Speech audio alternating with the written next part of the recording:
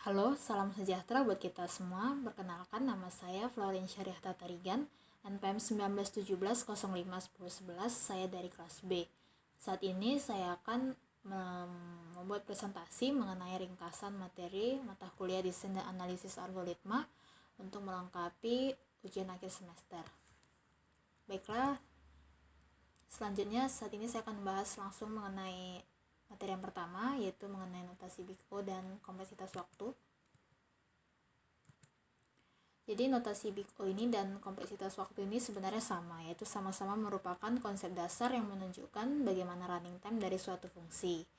Adapun dari pengertiannya, time complexity ini adalah suatu cara sederhana untuk mengetahui berapa lama waktu yang kita butuhkan untuk menjalankan suatu algoritma dengan input tertentu. Sedangkan notasi Big O ini adalah cara untuk mengkonversi keseluruhan langkah-langkah suatu algoritma ke dalam bentuk aljabar. Ada juga beberapa grafik daripada notasi Big O, ada dia yang untuk konstan, ada yang logaritmik, ada yang notasi Big O(n), ada yang juga notasi kuadratrik, dan sebagainya. Untuk menghitung daripada nilai Big O itu, kita bisa menemukan dua cara. Yang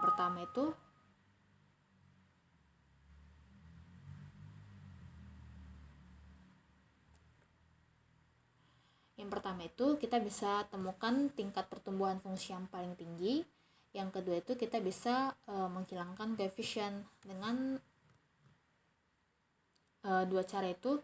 Misalnya untuk yang rumus ini, T itu melambangkan kompleksitas waktu. Di sini terdapat Cn kuadrat ditambah Dn ditambah E. Dari mana kita bisa dapat nilainya N kuadrat? Karena di sini nilai koefisien dengan pangkat tertinggi itu ada di Cn kuadrat. Selanjutnya itu ada variasi daripada kompleksitas waktu itu, ada yang konstan. Jadi constant time ini artinya banyaknya suatu input yang diberikan kepada sebuah algoritma di mana tidak akan mempengaruhi waktu proses atau runtime dari algoritma tersebut. Jadi di sini saya membuat satu buah pseudocode. Jadi pseudocode ini untuk mengambil nilai inputan pertama. Jadi kita bisa melihat bahwa berapapun jumlah array yang diberikan kepada fungsi tersebut, dia akan melakukan satu hal, yaitu hanya mengambil elemen pertama. Itu artinya jumlah input yang diberikan tidak mempengaruhi waktu proses atau runtime dari algoritma tersebut. Selanjutnya untuk variasi yang kedua itu ada algoritma logarithmic time. Jadi di sini artinya ketika kita memberikan suatu inputan sebesar n terhadap sebuah fungsi, jumlah tahapan yang dilakukan oleh fungsi tersebut itu berkurang berdasarkan suatu faktor. Misalnya di sini kita menggunakan algoritma binary search atau pencarian bilangan. Jadi algoritma binary search ini merupakan algoritma yang kita gunakan untuk mencari posisi nilai dengan cara mengeliminasi setengahnya dari array input untuk mempercepat proses pencarian. Selanjutnya itu ada variasi yang ketiga, ada linear time. Ini adalah ketika kita mempunyai fungsi yang berbanding lurus dengan jumlah input yang diberikan. Misalnya dari contoh yang ini, kita untuk mendapatkan nilai maksimum dari suatu fungsi, kita bisa lihat bahwa semakin banyak jumlah input yang diberikan, maka waktu runtime dari fungsi tersebut akan semakin besar. Selanjutnya ada quadratic time. Ini adalah ketika fungsi kita itu sebesar n kuadrat, di mana nilai n itu adalah jumlah input dari fungsi tersebut. Maka hal tersebut bisa terjadi karena kita menjalankan fungsi linear di dalam fungsi linear. Jadi itu bisa terjadi ketika kita menjalankan for di dalam for. Jadi kan dia melooping sebanyak 2 kali. Selanjutnya itu ada variasi terakhir, itu ada exponential time. Ini biasanya digunakan dalam situasi di mana kita tidak terlalu tahu terhadap permasalahan yang dihadapi, sehingga mengharuskan kita mencoba setiap kombinasi dan permutasi dari semua kemungkinan. Jadi sebenarnya banyak lagi dari jenis-jenis daripada time complexity ini. Ada yang juga dia yang kuadrat, ada yang kubik, yaitu dengan Big O n pangkat 3, dan juga yang lainnya. Selanjutnya cara menentukan time complexity. Cara menentukan time complexity itu kita bisa yang pakai cara yang pertama tadi, kita mencari konstanta dengan pangkat tertinggi. Misalnya di sini saya punya 2 kode. Di sini kode untuk menentukan definisi stupid function given array dari sini. Jadi di sini Big O-nya itu 1. Kenapa? Karena dia itu tidak ada fungsi apa-apa kan, dengan total 0 original sama return total aja. Sehingga nilai konstantanya itu ada konstanta 3. Berarti kan big O itu sama dengan 1. Sedangkan di sini terdapat fungsi for, yaitu untuk melooping 1 kali sebanyak n time. Jadi kita itu tidak tahu berapa banyak fungsi yang dibutuhkan untuk melooping ini. Jadi kita gunakan fungsi for sehingga nilai big O nya itu adalah sama dengan n. Selanjutnya di sini kita terdapat dua fungsi for. Nah, jika terdapat dua fungsi for, berarti dia melooping sebanyak n dikali n, berarti sebanyak n pangkat 2.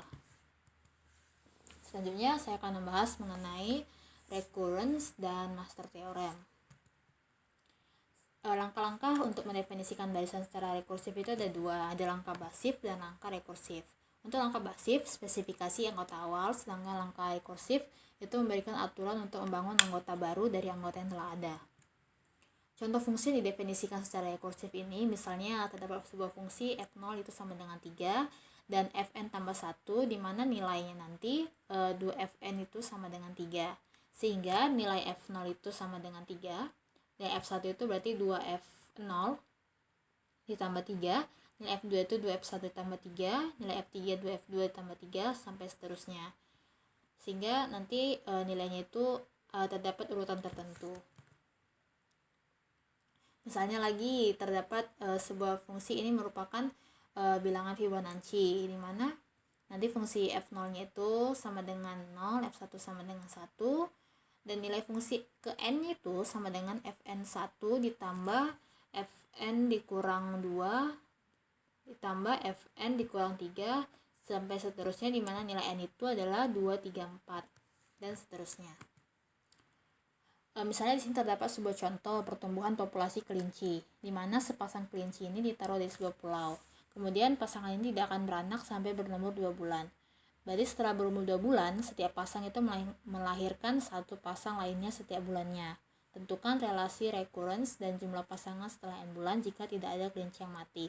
Jadi ketika di bulan pertama itu kan masih satu pasang, kemudian di bulan ke-0 itu masih satu pasang, di bulan pertama juga masih satu pasang. Katanya setelah berumur 2 bulan baru dia akan menghasilkan satu pasang lagi. Berarti ketika berumur 2 bulan dia menghasilkan 1 tambah 1 pasang. Ketika berumur 3 bulan berarti kan di sini udah 2 pasang. Berarti 2 ditambah 1. Kemudian bulan keempat itu di sini udah 3 pasang, 3 ditambah 2 pasang. Kemudian untuk menentukan n bulan berikutnya, berarti jumlah kelinci itu bulan n dikurang 1 ditambah dengan bulan n dikurang 2 pasang. Jadi misalkan fn ini adalah jumlah kelinci yang setelah n bulan, maka f1 itu sama dengan 1 kan, f2 itu sama dengan 2. Untuk mencari fn, maka tambahkan jumlah pasangan pada bulan berikutnya, yaitu fn1, kemudian fn dikurang 2 sampai seterusnya. Ada juga kita bisa menggunakan fungsi namanya golden ratio. Sini ada terdapat rumus di mana nilai fn itu sama dengan golden ratio pangkat n dikurang 1 dikurang golden ratio dipangkatkan n per akar 5, di mana golden ratio itu nilainya itu 1 ditambah akar 5 per 2. Penyelesaian metode relasi rekursif ini ada 3 cara. Ada dengan metode substitusi, yaitu dengan cara membuat tebakan. Kita bisa menebak berapa solusinya itu dengan induksi matematika. Kemudian ada metode pohon rekursif, yaitu dengan mengubah bentuk rekursif menjadi bentuk penjumlahan, kemudian kita selesaikan. Ada juga kita bisa menggunakan dengan teori master. Jadi saat ini kita akan fokuskan mengenai teori master. Untuk metode master kali ini itu ada rumusnya, di mana rumusnya itu Tn sama dengan AT n pangkat n per b ditambah fn, di mana nilai a itu lebih kecil sama dengan 1 dan nilai b itu lebih besar dari sama dengan 1. Dalam metode ini perlu diingat ada 3 kasus. Untuk kasus yang pertama pada metode master ini, di mana nilai Tn itu sama dengan ATN per B ditambah Fn, nilai A itu lebih besar sama dengan 1 dan nilai B itu lebih besar dari 1. Jika nilai Fn itu sama dengan big O N pangkat B log A dikurang epsilon basis B, di mana nilai epsilon itu lebih besar dari 0, di mana nilai Fn ini secara polinomial itu lebih kecil daripada n pangkat log A basis B. Untuk kasus yang kedua ini, dia seperti ini, di mana itu bedanya itu nilai Fn itu sama dengan big theta n pangkat log A basis B. Dan untuk kasus yang ketiga, di mana nilai Fn itu sama dengan big omega n pangkat log A ditambah epsilon basis B, di mana nilai epsilon itu lebih besar daripada 0. Jadi untuk nilai Tn saat ini tuh Tn itu sama dengan big theta daripada Fn. Contoh metode master, misalkan di sini kita akan menentukan nilai Tn itu dari 7T pangkat 7T kali N per 2 ditambah N pangkat 2. Solusinya itu nilai A itu sama dengan 7, kemudian nilai B itu sama dengan 2, nilai Fn itu sama dengan pangkat 2. Itu sebabnya kita pakai N pangkat log 7 basis 2, sehingga nilai N itu pangkat 2,8. N pangkat 2 itu sama dengan big O log 7 basis 2 kurang epsilon. Oleh karena itu nilai N pangkat 2 itu lebih kecil, sama dengan nilai Cn pangkat 2,08 dikurang E, dimana nilai C itu lebih besar dari 0. Kemudian ada juga metode master. Untuk solusi yang ke ini, nilai A itu sama dengan 4, nilai B itu sama dengan 2, Fn itu sama dengan N pangkat 2. Sini nilai Tn itu sama dengan big theta N pangkat 2 log N. Selanjutnya itu ada metode divide and conquer. Pertama, part 1. Langkah-langkah umum untuk algoritma divide and conquer itu ada istilah namanya divide. Divide ini kita membagi masalah menjadi beberapa masalah, kemudian yang memiliki kemiripan itu hampir sama namun berukuran lebih kecil. Kemudian kita conquer, kita pecahkan masing-masing upah masalah ini secara rekursif. Kemudian kita combine, kita menggabungkan solusi-solusi upah masalah sehingga membentuk solusi masalah semula. Ada juga pseudocode dari algoritma divide and conquer. Jadi yang pertama itu kan kita bagi masalah itu menjadi lebih kecil kan, kita solve. Kemudian kita pecahkan masalah itu. Selanjutnya itu kita divide. Lalu kemudian kita combine. Small di sini adalah fungsi yang mengirimkan, boleh ya menentukan apakah ukuran telah cukup kecil sehingga solusi dapat diperoleh. Kemudian divide di sini adalah fungsi yang bagi menjadi dua posisi, dua bagian pada posisi K, biasanya bagian itu berukuran sama. Kemudian combine di sini adalah fungsi untuk menggabungkan solusi X dan Y dari sub-sub masalah. Solusi ini kemudian diperoleh dengan memanggil prosedur rekursif DNC. Jadi master theorem ini juga berfungsi untuk divide and conquer. Jadi kan rumus dari master theorem sebelumnya itu kan rumusnya itu Tn sama dengan AT pangkat EAT dikali N per B ditambah Fn, dimana Fn itu sama dengan big O N pangkat K. Jadi itu terdapat 3 kondisi.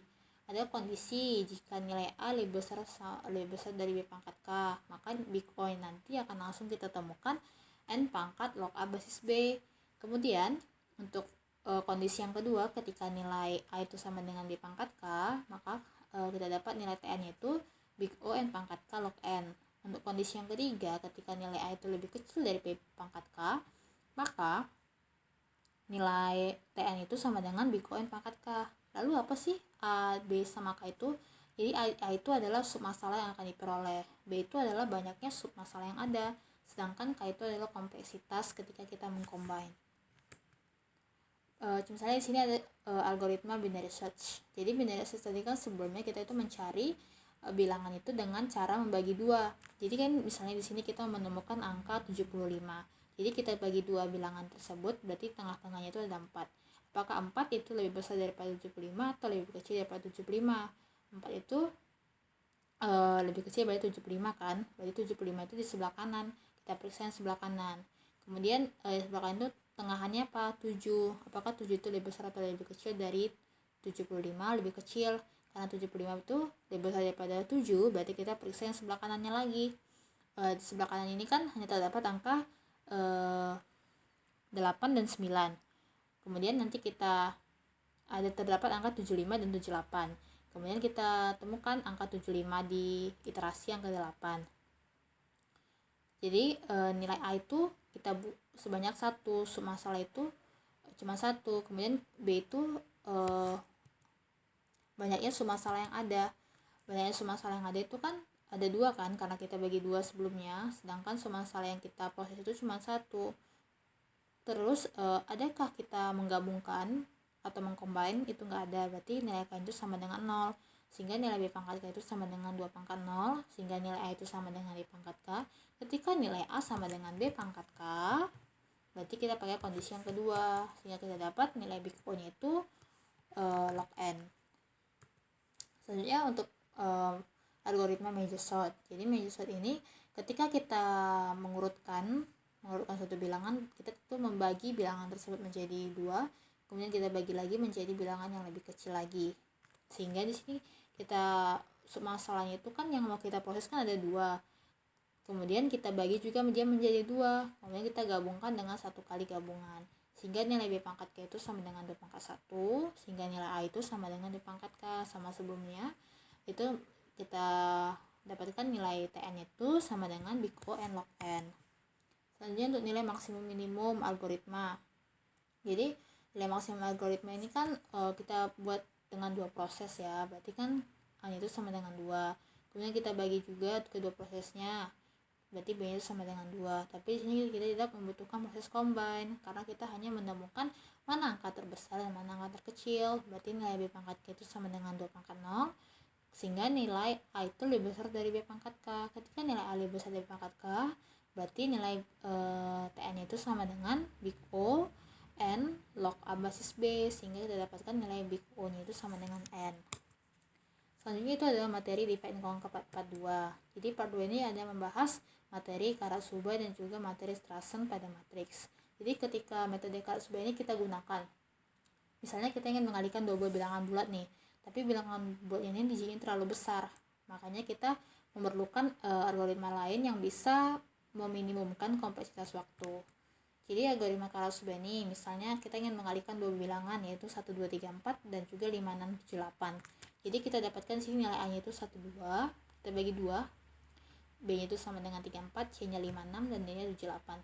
Ketika kita ingin menguruskannya ke dalam X dan Y, maka nilai X itu A dikali sepangkat N pangkat 2, N per 2 ditambah B sama dengan 1200 tambah 34, kemudian nilai B itu 5600 tambah 78. Sekarang kita mengalihkan nilai X dan Y, dimana nilai N itu adalah jumlah digit. Berarti kan ini tinggal kita kalikan langsung kan, sehingga hasilnya seperti ini. Selanjutnya untuk yang step pertama kita komputasikan nilai A dikali C, berarti 12 kali 5, 6, kemudian B kali D, kemudian A ditambah B dikali C ditambah D, kemudian kita komputasikan yang ketiga tadi, yang ini dikurangi dengan yang kedua dikurangi dengan yang ke-1. Jadi kan dengan rumus yang ini kan kita kalikan ya dengan 10 pangkat N per 2 kan, sedangkan N ini adalah jumlah digit. Jumlah digitnya itu kan sama dengan 4, berarti 4 per 2 sama dengan 2, berarti 10 pangkat 2, berarti nolnya 4. Berarti nanti hasilnya sama dengan 7 juta ya, 7.006.652. Selanjutnya ada juga metode Strassen matrix multiplication. Ini kita gunakan ketika matriks persegi itu mempunyai baris dan kolom itu terlalu banyak. Jadi kita memerlukan metode untuk kompleksitas waktu yang lebih rendah. Dalam hal ini ada juga terdapat rumus. Jadi dalam hal ini kita hanya terdapat 7 perkalian dan juga 18 penjumlahan. Jadi ada rumusnya, kita tentukan juga nilai A11 dengan A12 nya dan B11 B12, kemudian nilai C nya nanti dengan rumus seperti ini. Selanjutnya ada materi selanjutnya itu dynamic programming. Baik lagi dalam dynamic programming ini dikenal dengan istilah matrix change multiplication explain. Jadi misalkan ada matriks A dan nilainya itu P kali Q dan B itu kali R. Maka penting untuk menyebutkan bahwa perkalian matriks itu ada sifat namanya asosiatif, yaitu ketika nilai A buka kurung B kali C itu sama dengan nilai buka kurung A dikali B dikali C. Selanjutnya metode divide and conquer approach. Di sini ketika nilai C itu I sama dengan J dan kita memerlukan biaya minimum untuk komputasi nilai AI kemudian AI tambah 1 sampai dengan AJ, di mana nilai 1 itu lebih kecil sama dengan I, lebih kecil sama dengan J dan juga lebih kecil sama dengan N. Kita perlu mencari nilai C1N itu berapa, sehingga nanti kita dapatkan rumus sebagai berikut rekursinya.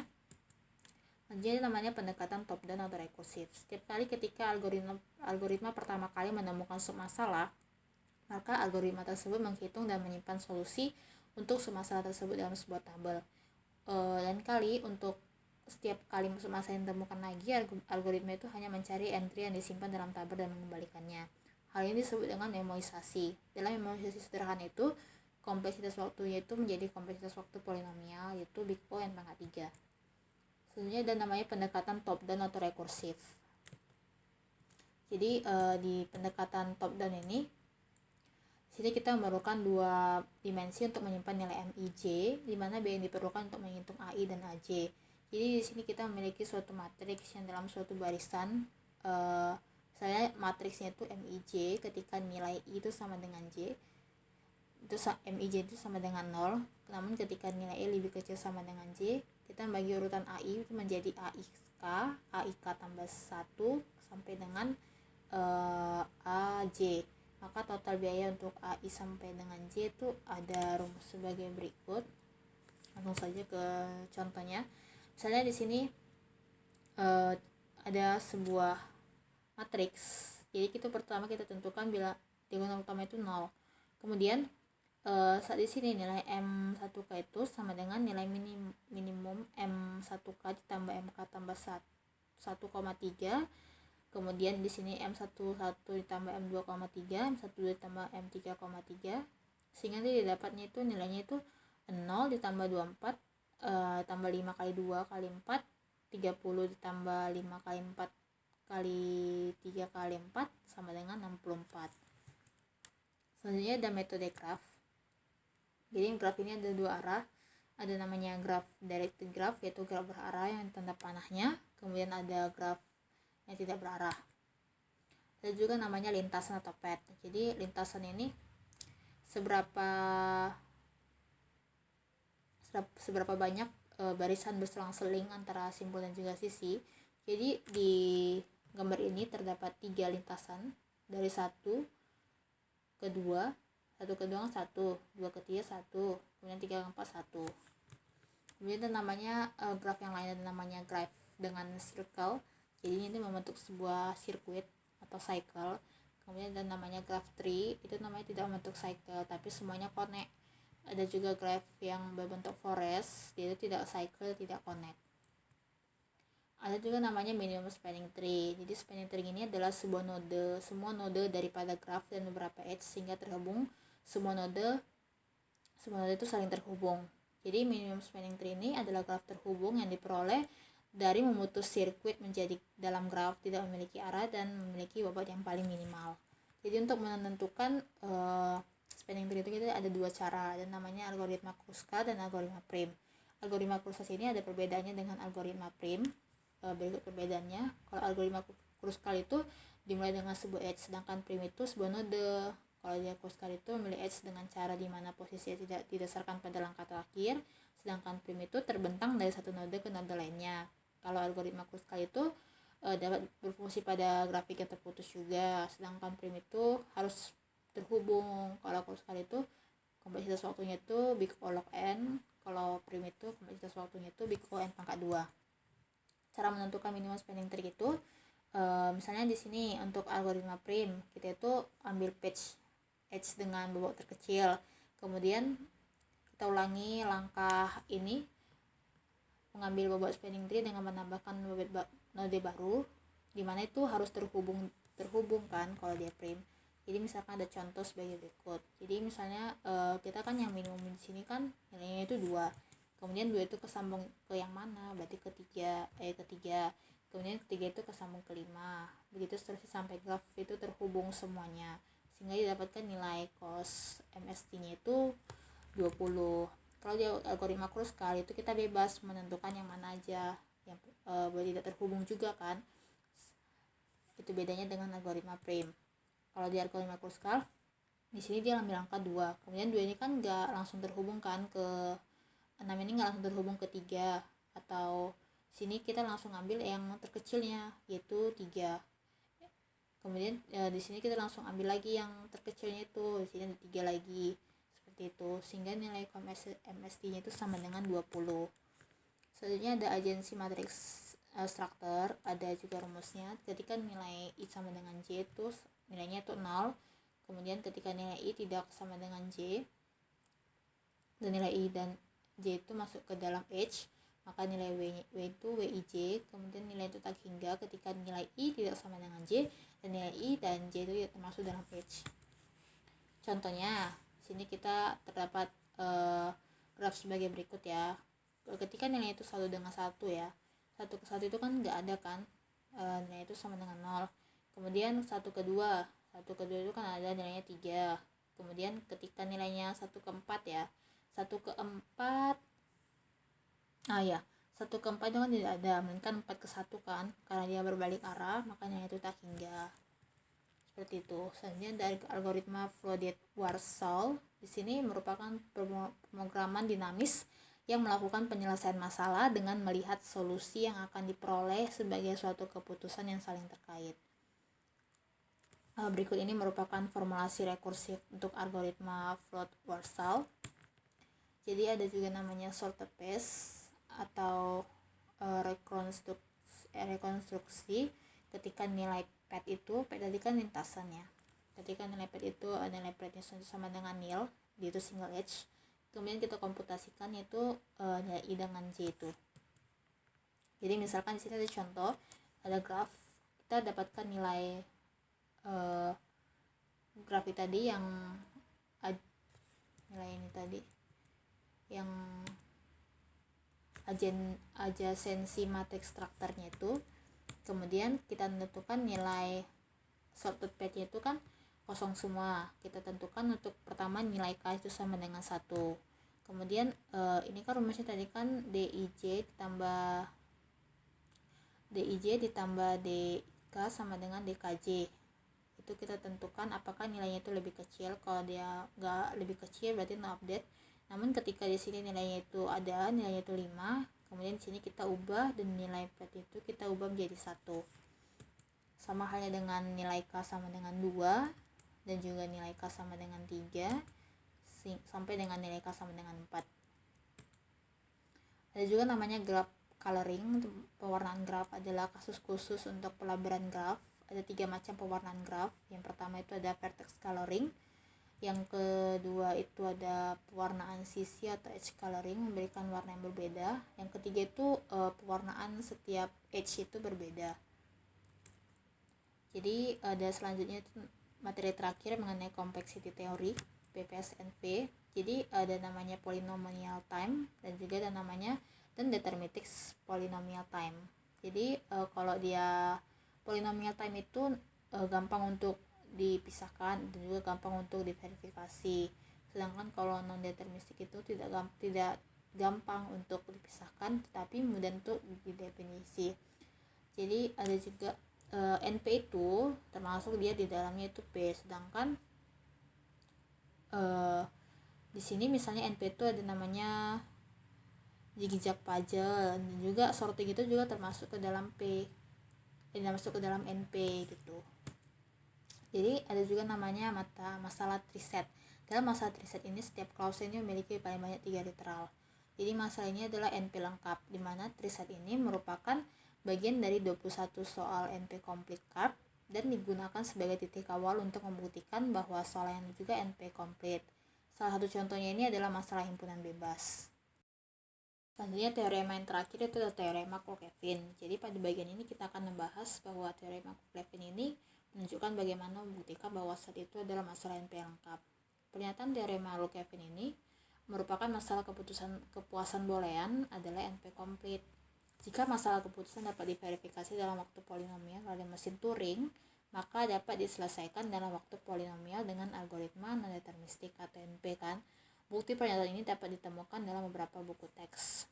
Jadi saat ini dalam NP ini, jika ada mesin Turing non-deterministik yang dapat menyelesaikan dalam waktu polinomial. Sekianlah hasil presentasi daripada saya mengenai ringkasan materi untuk mata kuliah desain dan analisis algoritma. Apabila ada salah kata, saya mohon maaf. Sekian dan terima kasih.